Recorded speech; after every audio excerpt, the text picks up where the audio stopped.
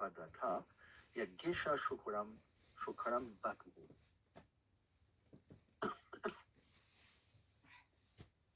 The supreme enjoyer of all sacrifices accepted the incarnation of the boar, the second incarnation, and for the welfare of the earth, he lifted the earth from the nether regions of the universe.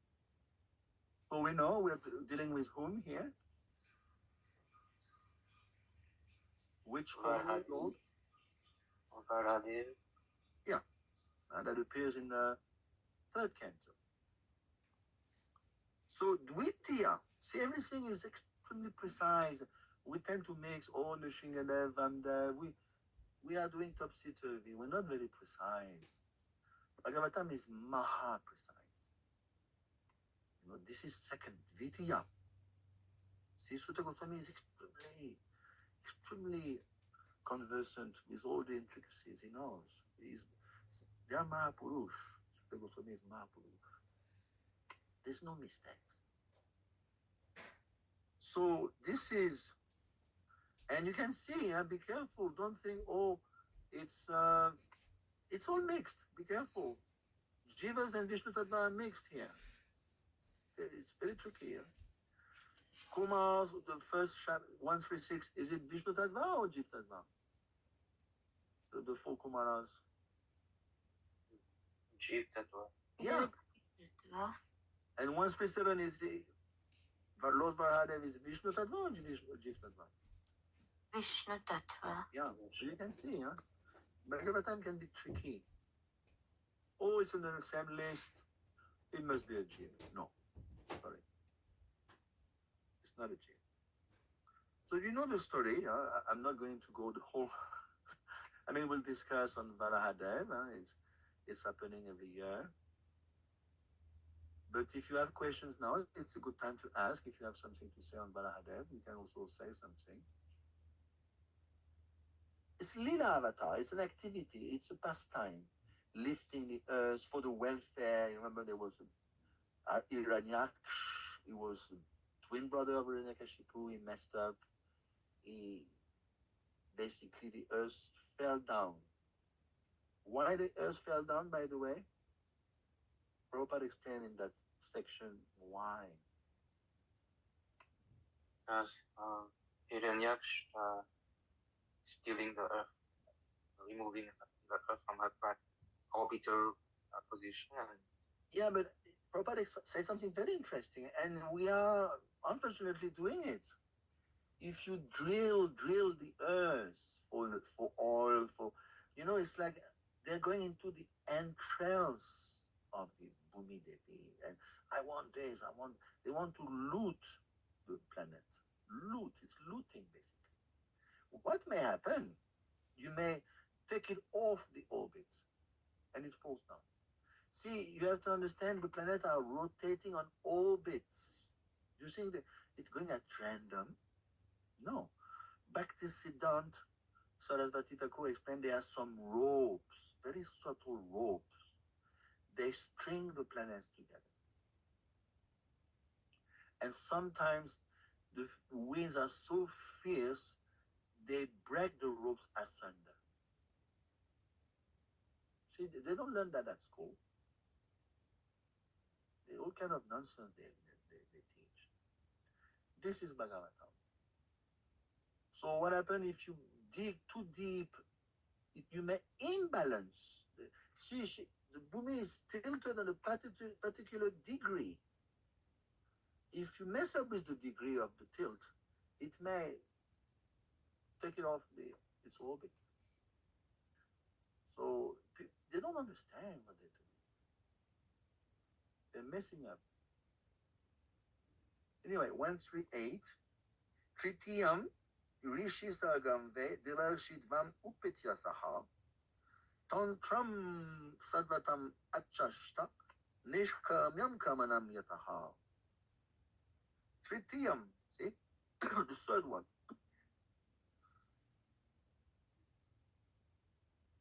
In the millennium of the Rishis, the personality of Godhead accepted the third empowered incarnation in the form of Devarshi Narad who is a great sage among the demigods.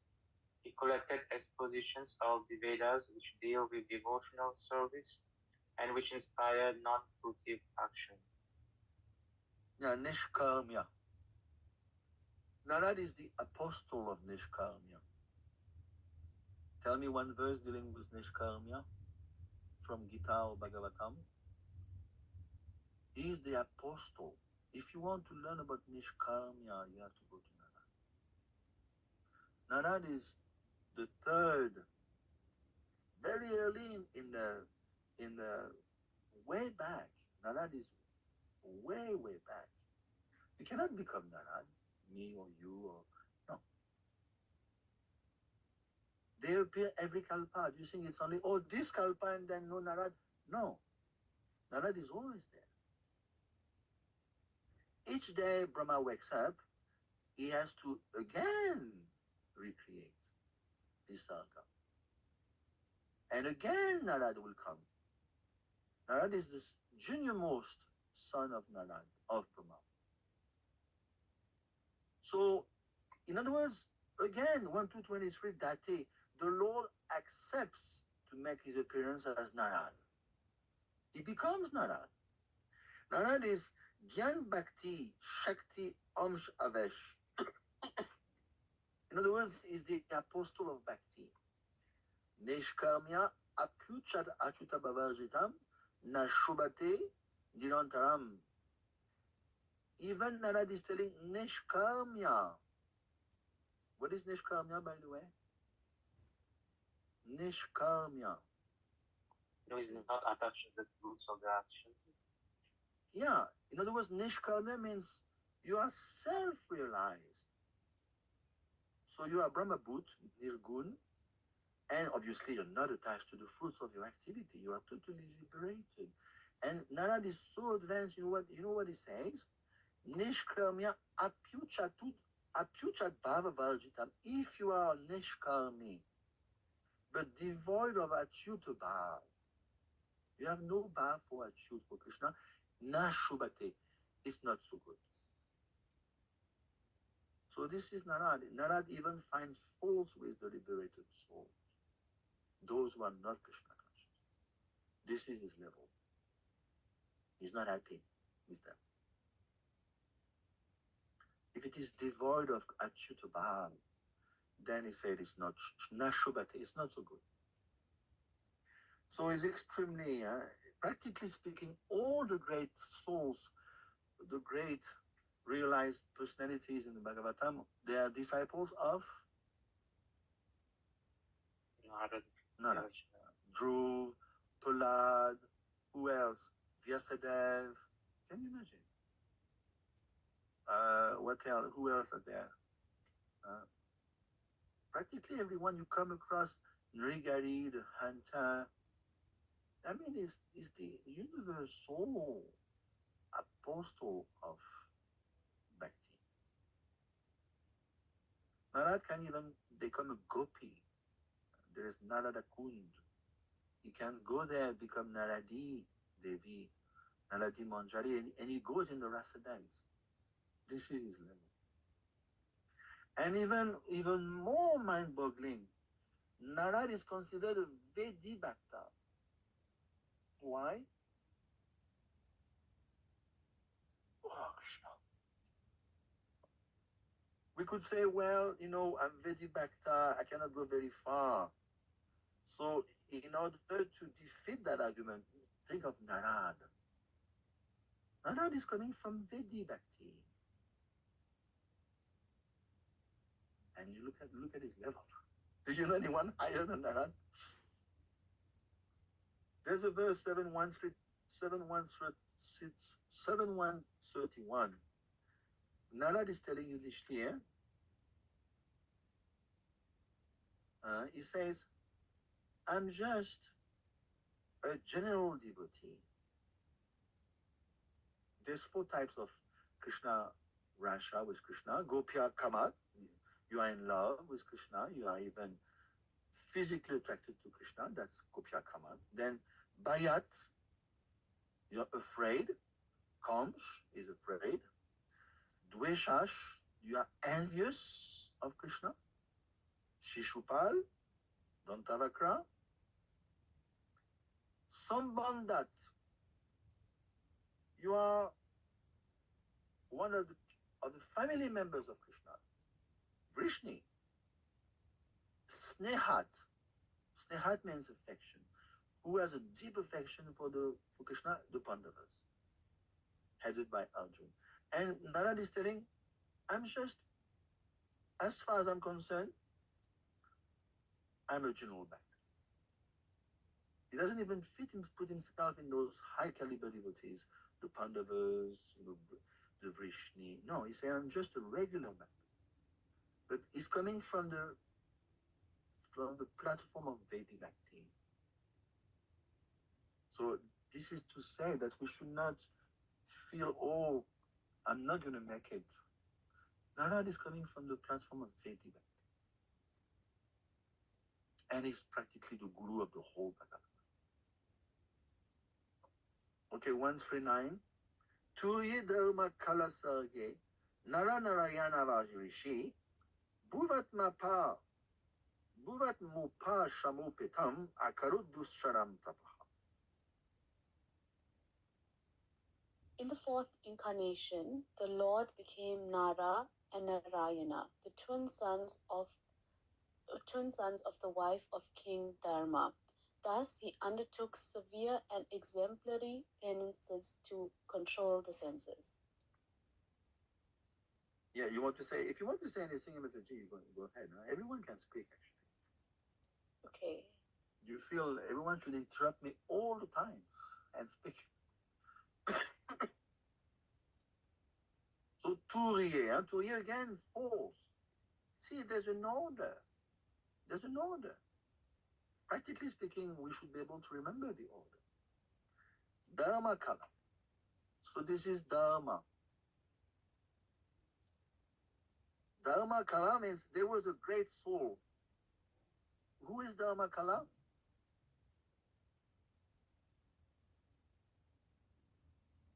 And she was the wife of Dhamara. Very great personality. And can you imagine what kind of progeny they had? Narayan. Who is Narayan? You should know. If you know Gita, you know who is Narayan. Krishna and Arjuna. Very good. So can you imagine the goodness of that lady? Just the purity of this lady. She begot Krishna and Arjuna. Narayan, they are expansion of Krishna and Arjuna. Not the other way around. Be careful. People say, oh, Krishna and Arjuna, expansion of Narayan. No, the other way around. Sarge, it's mentioned here. Sarge, in that particular age, way back, we are at the dawn of creation here.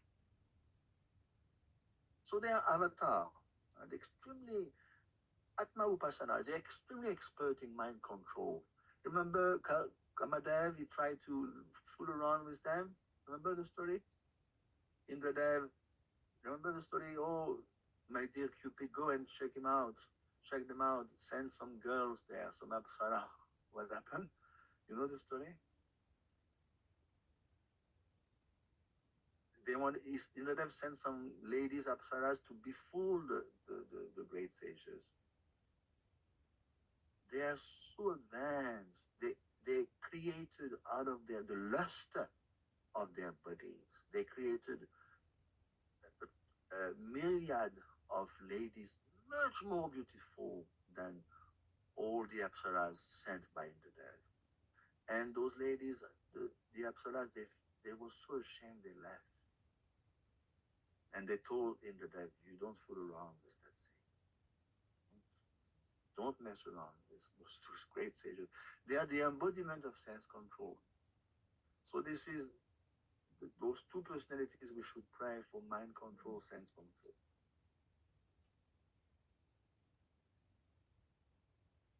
And by the way, this is also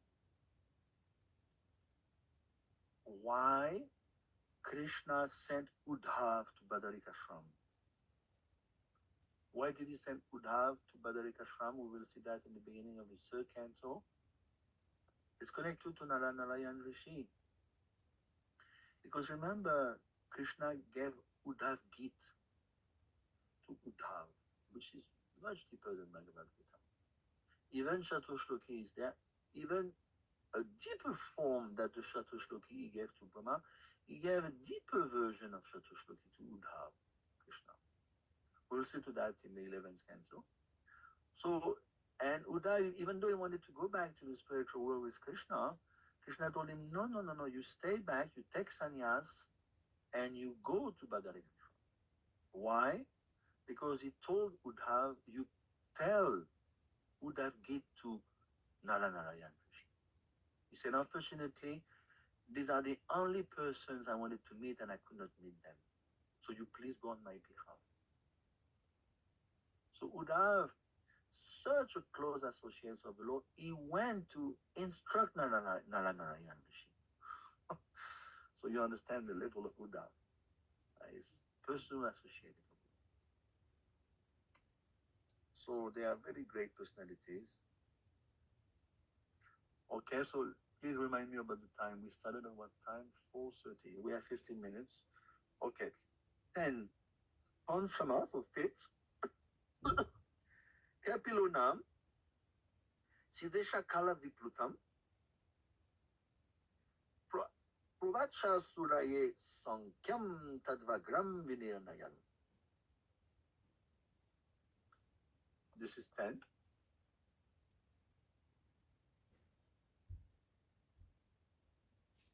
The fifth incarnation, named the Lord Kapila, is foremost among the perfected beings. He gave the exposition of the creative elements and metaphysics to Asura Brahma. For in course of time, this knowledge had been lost. Yeah. So, what is his exposition in terms of Tatwa? What did he give to us? Kapil Dev?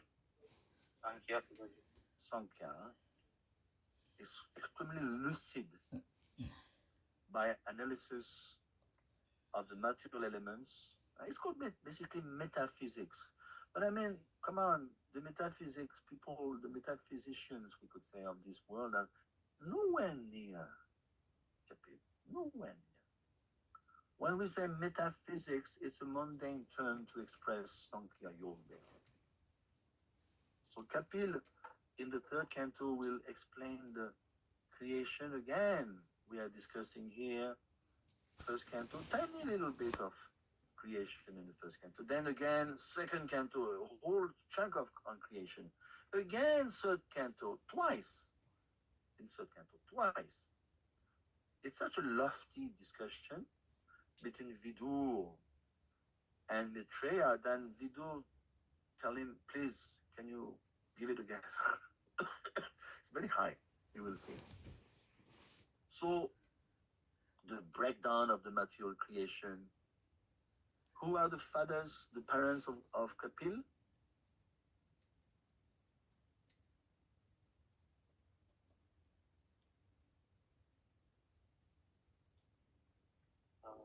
Devahuti.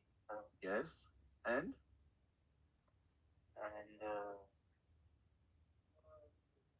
Sardamuni. Yeah, very good. So now it's very tricky here. Asuri Brahman, so what do you understand? Because you say, wow, he taught to an Asur. No, be careful. Asuri was the name of a Brahmana. And he taught him way back. After he taught his mother, of course, Devahuti, but Asuri, it's just the name of a Brahmana. That's not an Asur. So number 6, now Shashtam means 6, 11. Shashtam atre apatyatvam rita prapto nasuyaya andikshikim alakaya paladha divya uchivan. The sixth incarnation of the Purusha was the son of the sage Atri. He was born from the womb of Anasuya, prayed for an incarnation. He spoke on the subject of transcendence to Alarka, Prahlad, and others, Yaduhi, Harihara, etc. Go ahead, anyone, if you want to digress on, Atri. Atri is it's one of the Manasaputra of Brahma. Can you imagine? He's coming from the mind of Brahma. He has no mother. This is the power of Brahma, Brahma has a body made of intelligence. There's no Pancha Mahabhut. No way. Pure intelligence is body. It doesn't need a woman to create Brahma. Manasaputra, coming from the mind. These are original the progenitors. It's mentioned in the 10th chapter of the Gita, the 25th patriarch. There is from that league, actually, practically one of the original son of Brahma. We'll discuss in the 4th canto. And his wife, what is his wife's name? Anasuya. So it's quite funny because I don't know if you remember the story. He meditated on one leg for years of times, and then he wanted to have a son like God. And he was not sure about who is God between the Guna avatars, Brahma, Vishnu, and Shiva. So the three came after a long, long time on meditation. They came and they said, so what do you want? He said, I want a son like God. So they told him, you're not specific. So with the three of us will come. What are those three incarnations? Lord Brahma, Lord Shiva, Lord Vishnu. Yeah, but what happened is they sent of themselves in the womb of Anasuya. Means expansions. So what are the names of the expansions? It's well explained in Brahmanda Puran. But Bhagavatam tells also.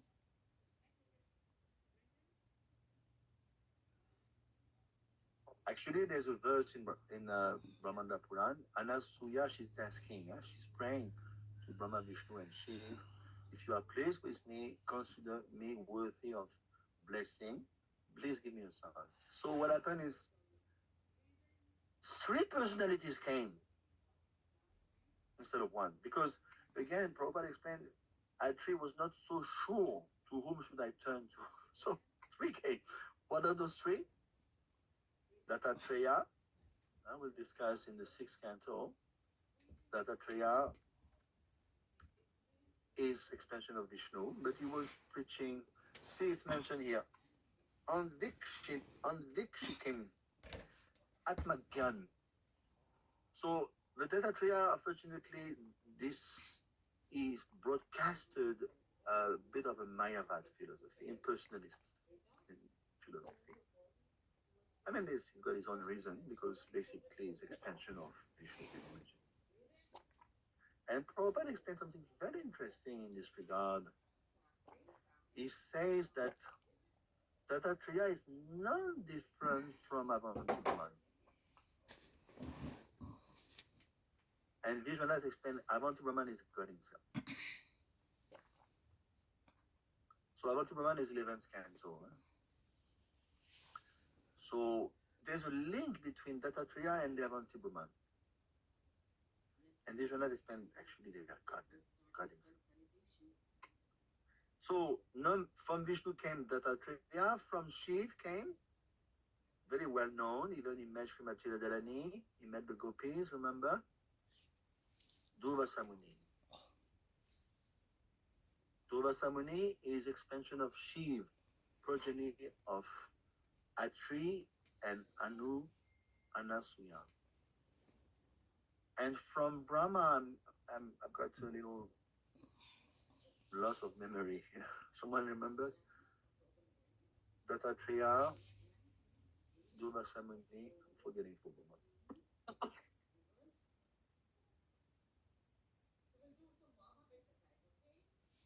Yeah. So now, in terms of Narayan Kavach, what can we pray? We can propitiate them. You can pray to a tree to prevent you from falling from the platform of bhakti. This is very interesting, boon. Huh? If you pray at Trimuni, it will prevent you from falling from the platform of bhakti.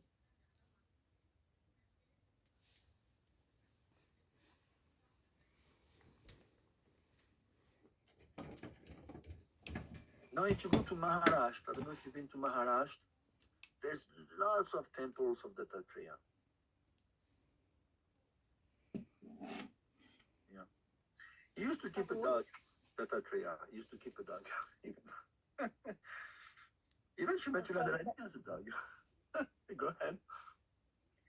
Sorry, Prabhu. I was just gonna ask. I'm not sure if this is correct. So, if you have a physical ailment in your body, like a physical sickness, it's advised that you pray, you meditate a lot, Dattriya. Yeah. See here. What happened is, by meditating on that tree, that will help you not to fall from the platform of bhakti. Mm-hmm. But to reply to you, if you have an ailment, you want to say, I've got an ailment and I want to know to whom should I pray? I've been told that if you have an ailment, the energy of the Lord is Lord Dattriya that you should focus and meditate on. Yeah. I mean, I don't know the source of that, but... Yeah, neither do I. Okay. So, but all I know is, I mean, I'm not questioning. You have praman when someone tells you that. What is the praman? The evidence. I always ask this question. But here, according to Narayan Kavach, 6th canto, a tree will help you not to fall from platform of bhakti. Okay.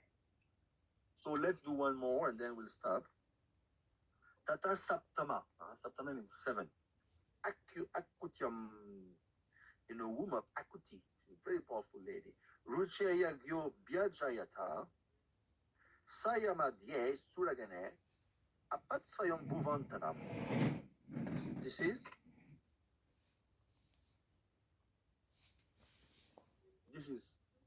well, go ahead, we can read and then discuss.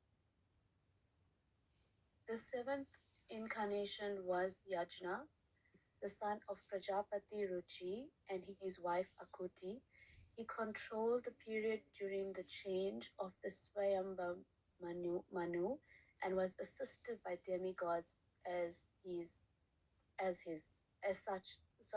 assisted by demigods such as his son Yama. Yeah. So is a Jiv. Jiv Goswami explained this. Yagya is a Jiv. Son of Prajapati Ruchi and his wife Akuti. So you have to understand the whole Bhagavatam deals with the progeny of Priyavrat.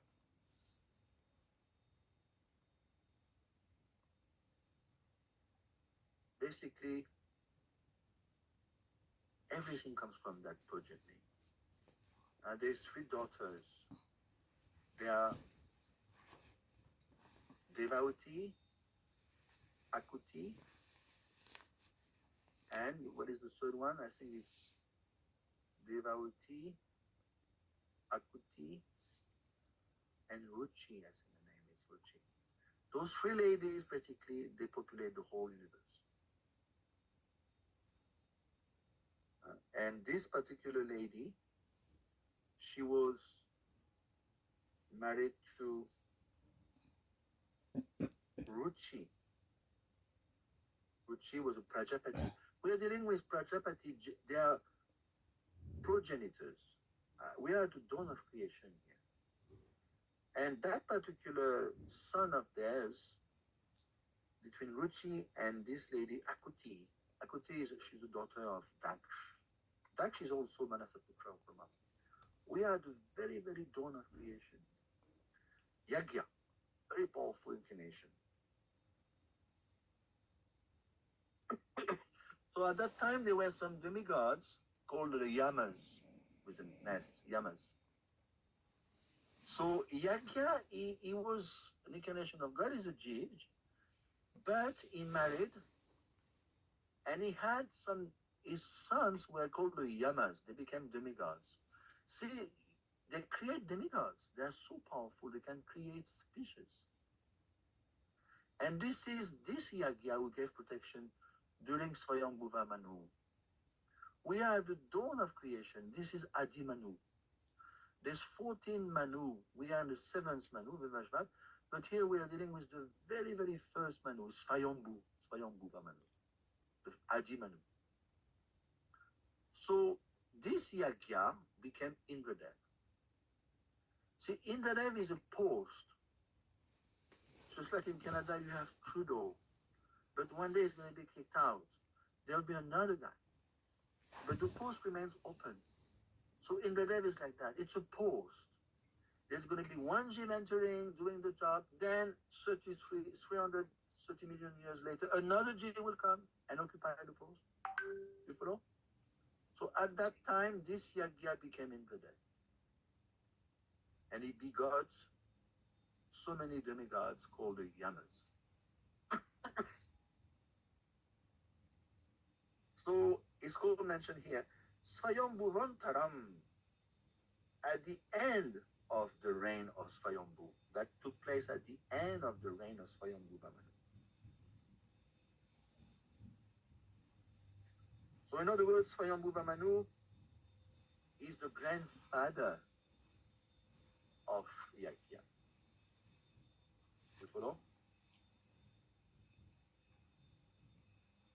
Father was Ruchi, and then grandfather was Swayambhu. And Swayambhu is the son of Brahma. So we are very, very close to the beginning of the Kalpa. But that took place at the end of the Swayambhu Manu. It's very interesting. I don't know if you know that. You know when we sing the Shri Upanishad, Aum Purnamada Purnamidam Purnat Purnamudachyate Purnasya Purnamadaya Purnamevavashishyate, and there's 18 shlok there in the Shri Upanishad. Ishavasyamidam Sarvam Yaktincham Jagadam Patam. Tena Takina Bungita Magida Kasyasi. So that Shri Upanishad was recited by Swayambhuva Manu. It's mentioned in Bhagwatam 8.1.10, you look it up, because at that time Swayambhuva Manu was in great danger. He was going to be eaten alive. And he took shelter of his grandson, Yagya, who is an incarnation of God. And he recited the Shri Upanishad to Yagya to propitiate him, to protect him. This is mentioned in 8.1.10. So now, what is the protection given by Yagya to us, according to Narayan Kavach? It will protect you from harm from the people. People are harming you. Someone's going to harm you. You pray to Yagya. So I'll stop here. Do you have any questions? Okay. So we'll meet again, and please read ahead. We have reached 1:12 or something. Read ahead, and I'll try to send you some questions also. And feel free to prepare questions, or if you have misunderstanding, you can write it down also. It's always good to read ahead. Otherwise, as I teach, you may become lost. So if you read ahead, you are somewhat familiar with what I'm saying. Hare Krishna.